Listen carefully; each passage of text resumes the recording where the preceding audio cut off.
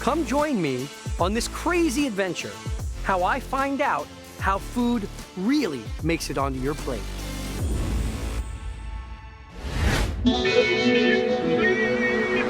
The Philippines holds a very special place in my heart.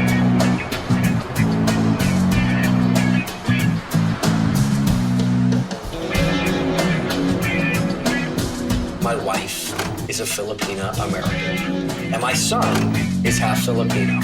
Through her, I have learned to love Filipino food and culture. In an added twist, Margarita Mansky, the pastry chef at one of my favorite restaurants in Los Angeles, Republique, is also Filipino. And her and her sister Anna own Wildflower, a major restaurant chain in Manila. So I'm gonna go to the Philippines and work with them to make a meal from scratch.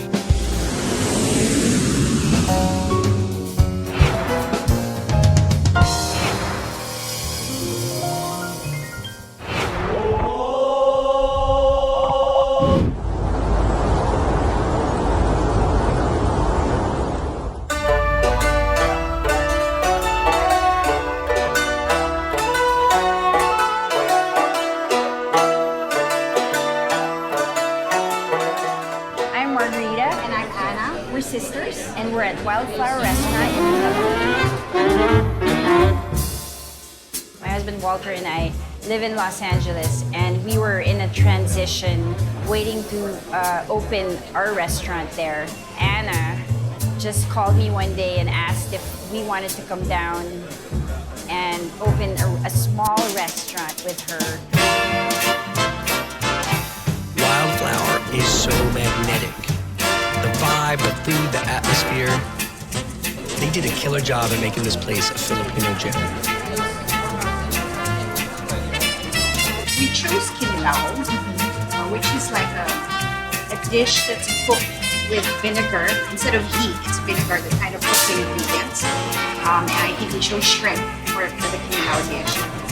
I think it's inspired by our growing up again with a grandmother. So that's the dish that she would prepare for us.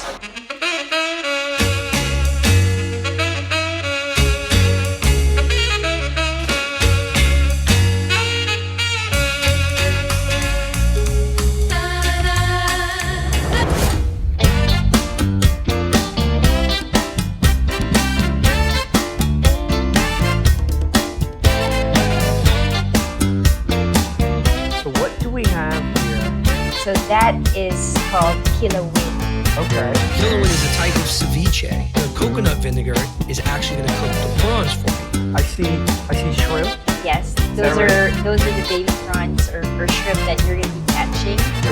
Cashews. Yes. And cashews. what is this? This is a fruit of some kind in there? That is the mango. Best mangoes in the world. Manila mango. That's pico. In it, we have sticky rice, brown sugar, and coconut milk.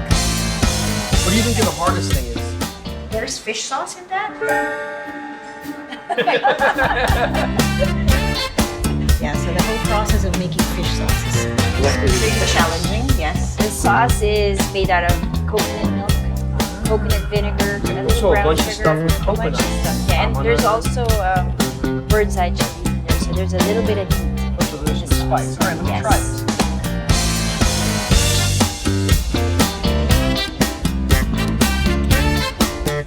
What kind of kick?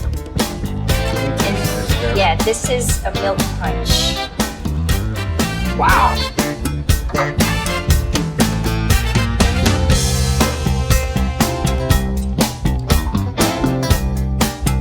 Good? Great. Yeah. Sweet from the mango and the coconut. This food is ridiculously good. I think Filipino food is still a push. It's still getting, getting better and better. People are getting more sophisticated, right? For sure. Yes. Yeah. It's a very diverse. We're a very diverse culture. I can do this. It's gonna be easy. Good luck. Good luck. All right. David's gonna have a tough mission ahead of him. He has to harvest rice. He has to make fish sauce. It's not going to be easy.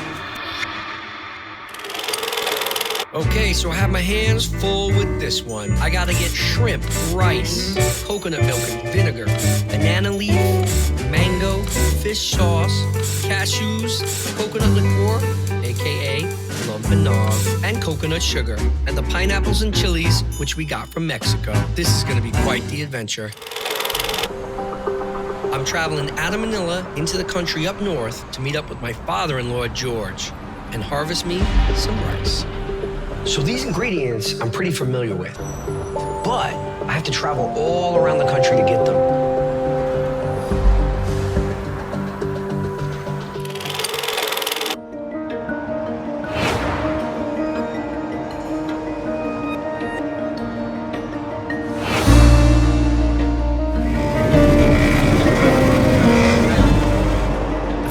Is the 9th largest rice producer in the world, accounting for almost 3% of global rice production. The Philippines was also the world's largest rice importer in 2010. They love rice. My family says it's not a meal unless there's some rice on the table. Ingredient 1, rice. And I managed to convince a tricycle driver to take me to the paddy. So we're on the island of Luzon, and we're going to Laguna, which is one of the main places that rice is harvested here. In fact, the people from Laguna say it's the best rice in the Philippines. It's also home to the headquarters of the International Rice Research Institute.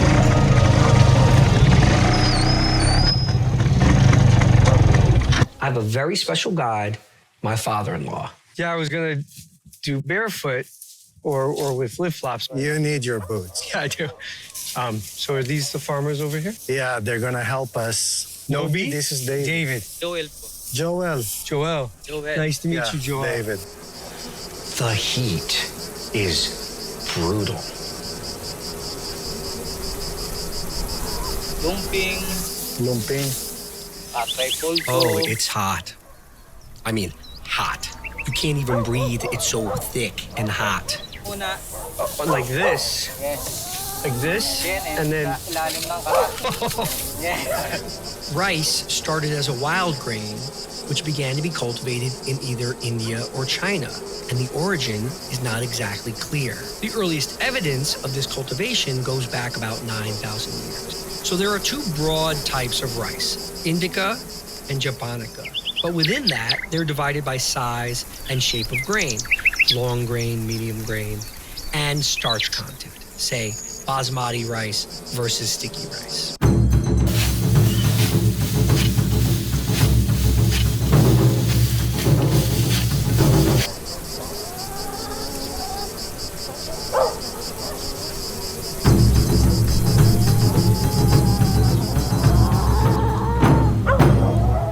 And these farmers work.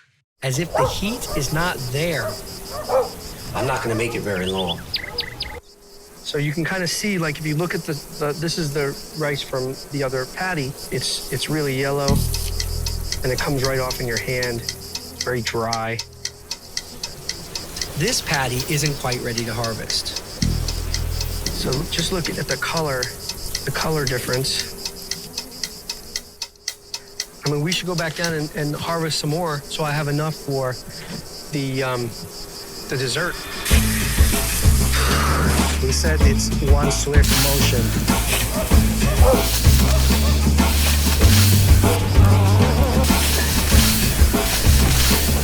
There's this whole idea that rice-based societies really learn how to work together, something that supports the group as opposed to just the individual. So this is heavy-duty manual labor. You're bent over in the sun. It's monotonous, it's hard. It's time to go. I got my rice and I called me an Uber.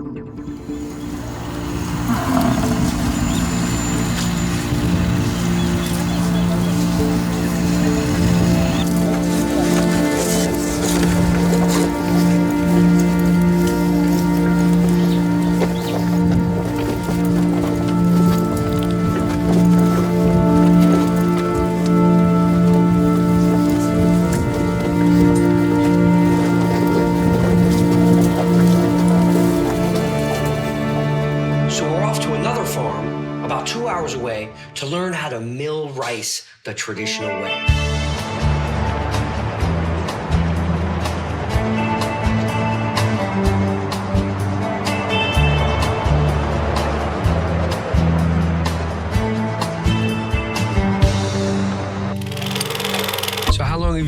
managing the farm? Yeah, it's around 10 years, almost 8 to 10 years. Oh, wow. Yeah.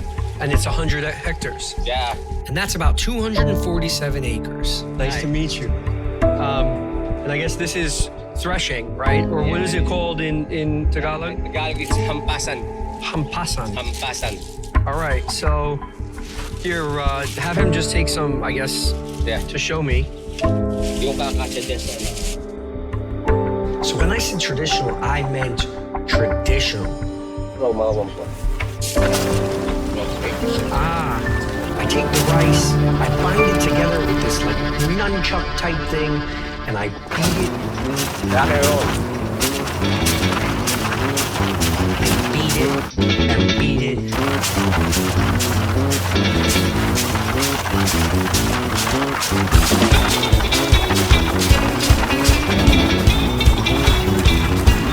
We have this, and then how long would I let this dry for? 1 whole day na lang. 1 whole day is good? Way to test this Filipino way. If it's crunchy, that's good. You can meet already. Okay, cool. So then let's just keep this here. What you're trying to do is separate the rice grain from the grass stalk by beating it against this wooden board. The rice falls onto the ground where it's left to dry. Cool. We determined that we're probably about another day away from dried rice that we can use to haul. So we're gonna leave this here outside. And that's when it clicked. On my way here, I passed sheets of plastic covered with rice for miles. And that's where local people are drying their harvest.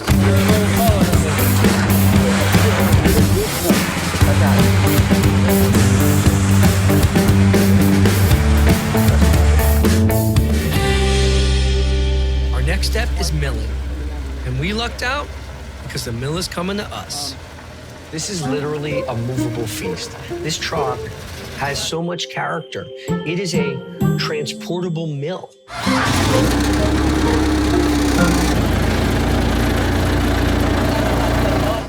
So we have to put this up here? Is that correct? All right, let me see if I can do this here. You think you can?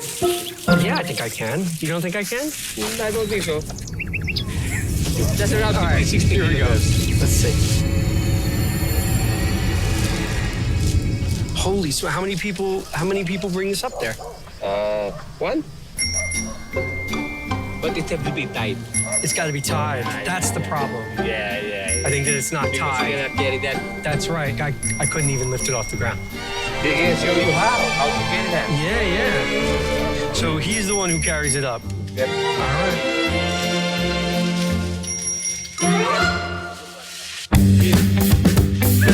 Easy. It's the man. You dump the dried rice in the top. He's gonna put this back over here.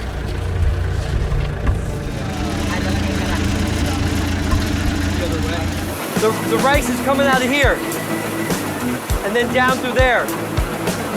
And look, over here on the other side, you can see the husk coming out of that thing. This contraption separates the husk from the grain itself. Brown rice is just rice that still has a husk, and white rice has had that removed, which makes it quicker to cook because the water doesn't need to penetrate through the outer tough shell. Husk gets shot out one side, broken pieces of rice get shot out the other, and the good rice, the one you want to cook with, comes out the bottom. Some of it is still have husk on it. And then down here.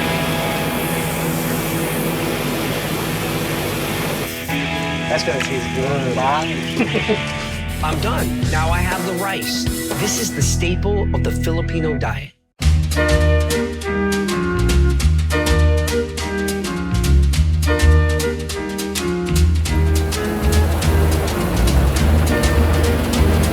After a back-breaking day of harvesting rice, this is how to forage in style. I gotta give you one of these.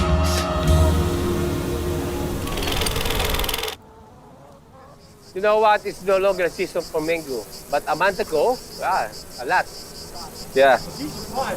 These will ripen in the next few days, right? Yeah. By the time we get back to Manila, look, these should be thanks. I think you've got mangoes. So we're on to cashew. All these, huh? This is all cashew. Yeah. You see that? It's almost 100 pesos. Oh, look at that at the bottom. That's crazy. I had no idea cashews were this weird. Look at these guys. Is this edible or no? Maybe, no. It's a little chalky. All right, so we've got this.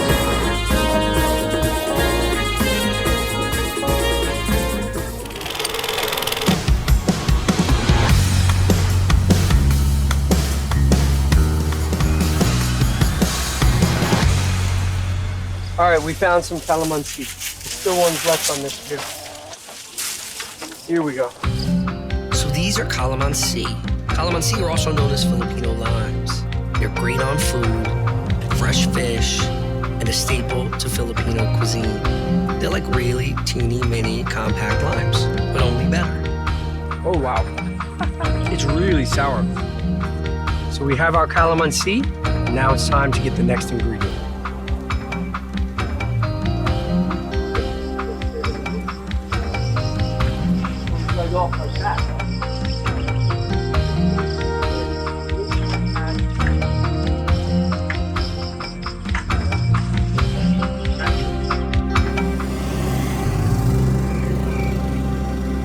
We're about to leave the main island of Luzon. We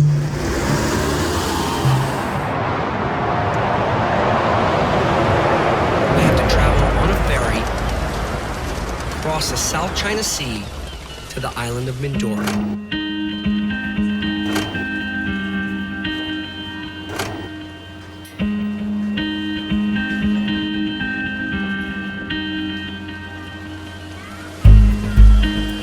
The Philippines is made up of 7,000 islands.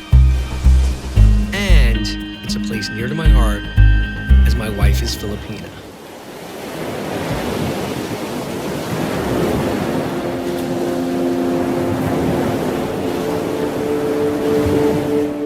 I can officially call my second home the Philippines.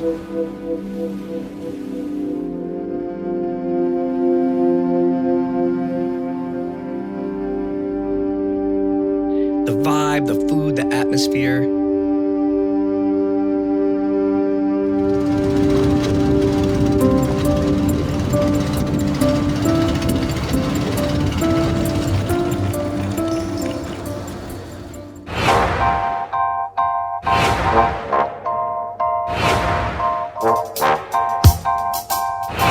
Mindoro is a huge agricultural hub with a large fishing community. A few hundred years ago, Mindoro was the center of trade with the Chinese for things like beeswax, tortoiseshells, and pearls. So Mindoro is pretty out there. It's on the far west of the Philippine archipelago. It's kind of tough to get to.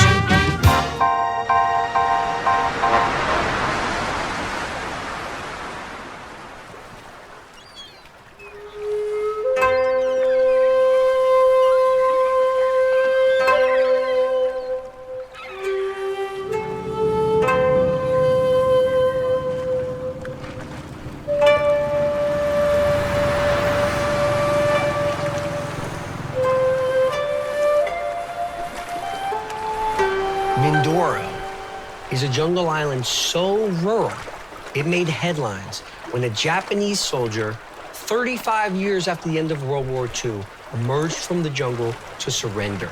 He just figured out that the war was over. We've just arrived in Occidental Mindoro. As you can see, it's pretty stunning out here. I'm walking down the beach to where the fishing village is, and I'm gonna meet our guides to take us out and try and catch some fish. George, my father-in-law, has joined me again to help navigate the next ingredient. David, this is Lim. Lim, this is David. Nice to meet you. Is this the kind of boat we're gonna go out in? It's gonna be bigger than this one. Okay. Yeah, when they started overpopulating and there's a lot more fishing boats, it's been harder to fish like closer to the shore around here. That boat right there is having a hard time catching fish. He has to go further out. Really? Really? Overfishing is a very serious issue globally, and even more so in Asia. Since World War II, we have quadrupled the amount of food we take out of the sea every year. To put that in a more understandable way, we take the human weight of China out of the sea in food every year. Now that's leveled out because the sea cannot sustain that.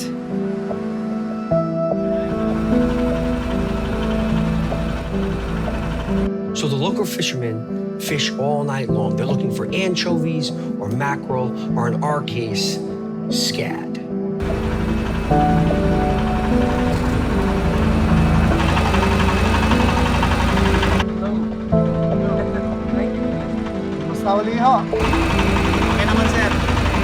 So we have to go out for like an hour, is that right? Isang oras. We don't have any clouds. This light back on or no? Later? I'm gonna turn it back on later. Yeah? Start the boat?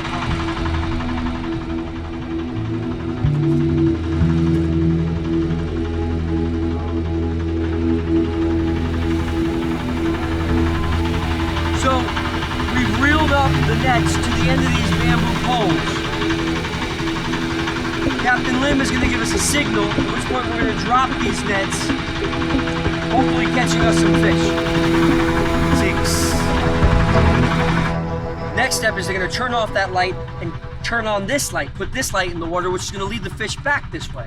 And then shut this one off, turn that one back on, and get them back into the net. The full moon is troublesome because we're trying to use lights on the boats to attract the fish, and the second light of the moon is confusing them. It also makes the fish more wary because they can be seen in silhouette by predators underneath them.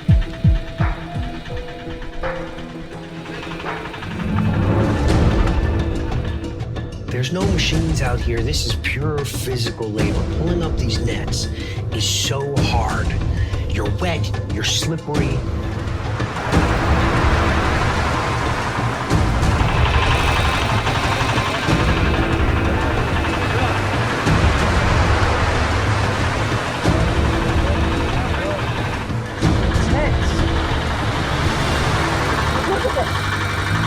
Oh, what type of meat? 5 hours later, I got nothing. We ended up with 4 or 5 of these little fish, which is all we got. The fish sauce factory is right on the beach for easy access. Hi, Nick, sir. Hawaii. So this is what we got. Are these useful? Oh no, it is just low value kind of fish. Okay, so Oh yeah, see, you can use put this. this on. Yeah. The next step is to pack them in salt and get them over to the fermentation plant.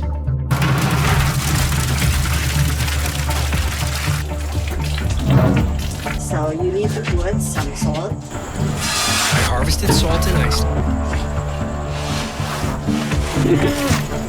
The more salt that you put into the fish, the more it will be protected from any insects or yes.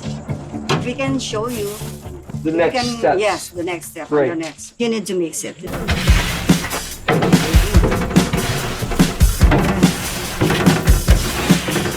can I tweak these ones again? I hope you can mix this things better than catching fish, David. Sure.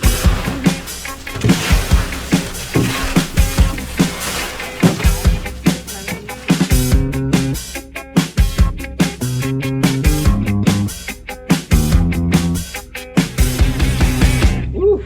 I can't believe that's going to take another year. You made it. You Yeah. did.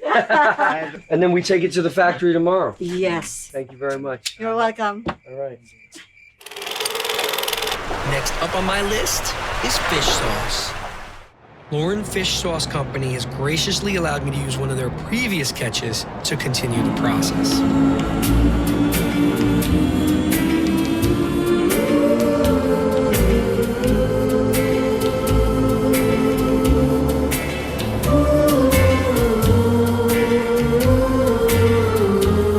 So we've arrived at the fermentation plant, and this is quite the operation. So we're out here in the middle of this factory, and there's a little funk in the air. It's kind of umami, a little salt. Gio walked me through the process. Yeah. So I love fish sauce. I eat it on longanisa for breakfast, on rice, pretty much any meal I have, I'll put some fish sauce on the table. This is ours from yesterday? Yeah. Oh, very cool, very cool. You're seeing 72 tanks here. 72 fermentation tanks. Oh, wow, look at this. It's really, really stinky. After filtration, Yep. this is it. This is the batiste. the patis, yes. You can smell it. Try it. How was it? Oh, it's nice. It's just a hint. It's just a hint. It's not overwhelming in any way. Yeah, this is great. I like this. And so this has been fermented for a year or two. Yeah. This is a year. This is a finished product right here. Ready for harvest. So this can go into bottles Yeah. today. So this was the barrel that we left you guys with in the other room, and they have a little pump up in here, sending to the bottling. So this is a barrel of finished fish sauce from the fermentation. Working in here is another story. It is so hot, north of 100 degrees. These guys are only allowed to work for a couple hours at a time. It's that intense. So this lasts 4 years? No, 2 years. 2 years. Pretty much any Filipino meal I have, I keep fish sauce, AKA patis, on the table. That's delicious. Thank you very much for everything. This is really cool. Yeah, this is great. Next time you have some fish sauce, remember that making it from scratch is a lot of hard work.